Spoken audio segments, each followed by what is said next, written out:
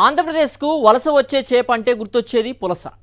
ఆంధ్రప్రదేశ్కు వలస వచ్చే పక్షులంటే గుర్తొచ్చేది సైబీరియా కొంగలు. వీటి మాదిరే ఇప్పుడు ఆంధ్రప్రదేశ్కు వచ్చే వలస రాజకీయ నేత అనగానే గుర్తొచ్చేది రంగుల రాజా పవన్ కళ్యాణ్. రంగుల ప్రపంచం నుంచి వలస రాజకీయ నేతగా మారిపోయాడు ఆయన. పవన్ నాయకత్వం వహిస్తున్న జనసేన పార్టీ పరిస్థితి 2023లో మరింతగా దిగజారింది. ప్యాకేజీ స్టార్ సాధించిన ఘనతపై ఇయర్ ఎండ్ ఫోకస్. జలచరాలైనా పక్షులైనా ఆహారం కోసం తన సంతానోత్పత్తి కోసం వలస వెళతాయి. వాటి బాటలోనే కొందరు రాజకీయ నేతలు కూడా ప్రజాసేవ ముసుగులో ప్రజాధనం కొల్లగొట్టడానికి పాకులాడుతున్నారు. అధికారం అడ్డుపెట్టుకుని దోచుకోవాలి అన్న తీరుగా రాజకీయ ప్రస్థానాన్ని కొనసాగిస్తున్నారు. కొత్త సంవత్సరం వచ్చేసింది, కానీ జనసేన అధినేత పవన్ కళ్యాణ్లో ఏమాత్రం మార్పు రాలేదు. గత ఏడాదిలాగే ఈ ఏడాది కూడా ఫుల్ టైం రాజకీయాలకు సమయం కేటాయించలేకపోయారు. 2023 సంవత్సరంలోనూ ఆయన టూరిస్ట్ పొలిటీషియన్ గానే మిగిలిపోయారు.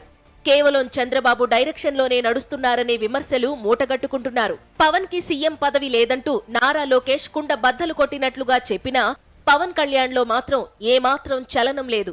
లోకేష్ మాటలపై హరిరామ జోగయ్య వంటి సీనియర్ నేత లేఖాస్త్రం సంధించినా పవన్ కళ్యాణ్ ఏమాత్రం పట్టించుకోలేదు.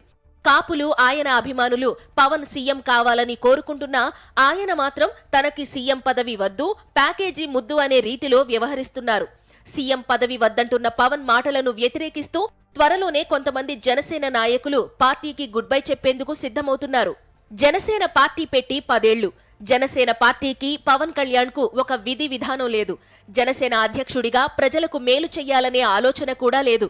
చంద్రబాబు ఇచ్చే ప్యాకేజీ నెల నెలా అందుతుందా, తన ఖజానా నిండుతుందా అనేది తప్ప మరో సిద్ధాంతం లేదన్నది జన సైనికుల అభిప్రాయం. చంద్రబాబు ఇచ్చే ప్యాకేజీకి కక్కుర్తిపడి గత ఏడాది చంద్రబాబు చెప్పినట్లు విన్న పవన్ ఈ ఏడాది మరింత ఎక్కువ ప్యాకేజీ తీసుకుని సీఎం పదవి కూడా వద్దంటూ ప్రకటించారన్న అనుమానాలున్నాయి. సీఎం పదవి వద్దన్న పవన్ కళ్యాణ్ పై జనసేన పార్టీలో పెద్ద దుమారమే రేగింది.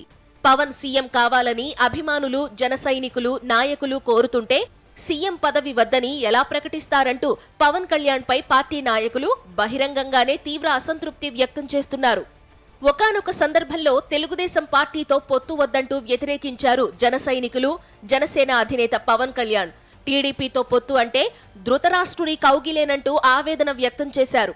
వాటన్నింటినీ పక్కన పెట్టి మళ్లీ బాబు కౌగిలి, చంద్రబాబు అవసరం కోసం కాళ్లు పట్టుకుంటారని, అవసరం తీరాక జుట్టు పట్టుకుంటారని పవన్ కు తెలిపారు.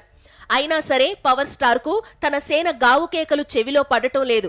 పార్టీ లేదు, లీడర్ లేడు, సీఎం పదవి వద్దు, ప్యాకేజీ ఉంటే చాలు అన్న తీరులో అడుగులు వేస్తున్నారు. స్కిల్ డెవలప్మెంట్ కుంభకోణంలో అరెస్టై రాజమండ్రి సెంట్రల్ జైల్లో రిమాండ్ ఖైదీగా ఉన్న చంద్రబాబును పవర్ స్టార్ పవన్ కళ్యాణ్ పరామర్శించారు. ఆ తరువాత ప్రెస్ ముందు సేనకు దిమ్మ తిరిగే ప్రకటన చేశారు పవన్ కళ్యాణ్. ఎల్లో బ్యాచ్ తో ఒప్పందం ఏం చేసుకున్నారో ఏమో కానీ జనసేన నేతలు, కార్యకర్తలతో ఏమాత్రం చర్చించకుండానే రాజమండ్రి సెంట్రల్ జైలు సాక్షిగా టీడీపీతో పొత్తును ప్రకటించారు. పార్టీలో ప్రజాస్వామ్యం అనేది లేకుండా చేస్తూ సొంత పార్టీ నేతల గొంతులు పవన్ నొక్కేశారు. టీడీపీతో పొత్తును వ్యతిరేకించే వారిని వైఎస్ఆర్సీపీ కోవట్టులుగా చిత్రీకరించేశారు. ఒకవైపు బీజేపీతో పొత్తు అంటూ మరోవైపు టీడీపీతో కలిసి సంసారం చేస్తున్నారు. బీజేపీ మాత్రం తెలుగుదేశం పార్టీతో పొత్తు లేదంటూ జనసేనతోనే తమ పొత్తు అంటూ ప్రకటిస్తున్నా పవన్ మాత్రం బీజేపీని లెక్క చేయడం లేదు. తెలుగుదేశం పార్టీ చేపడుతున్న నిరసన కార్యక్రమాలకు హాజరవుతున్న జనసేన మిత్రపక్షంగా ఉన్న బీజేపీ నిరసన కార్యక్రమాలకు హాజరు కావడం లేదు.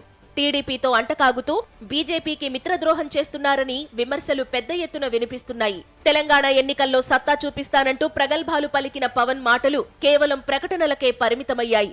తెలంగాణ ఎన్నికల్లో 8 స్థానాల్లో పోటీ చేసిన జనసేన అన్ని స్థానాల్లోని డిపాజిట్లు కోల్పోయింది. బర్రెలెక్కకు వచ్చినన్ని ఓట్లు కూడా జనసేన అభ్యర్థులు తెచ్చుకోలేకపోయారు. కూకట్పల్లిలో మినహాయిస్తే ఎక్కడా కూడా జనసేన అభ్యర్థులకు 3000 ఓట్లకు మించి రాలేదు. తెలంగాణ ఎన్నికల్లో బీజేపీతో కలిసి పోటీ చేసిన పవన్ ఆంధ్రప్రదేశ్లో మాత్రం టీడీపీతో ముందుకు సాగడానికే మొగ్గు చూపుతున్నారు.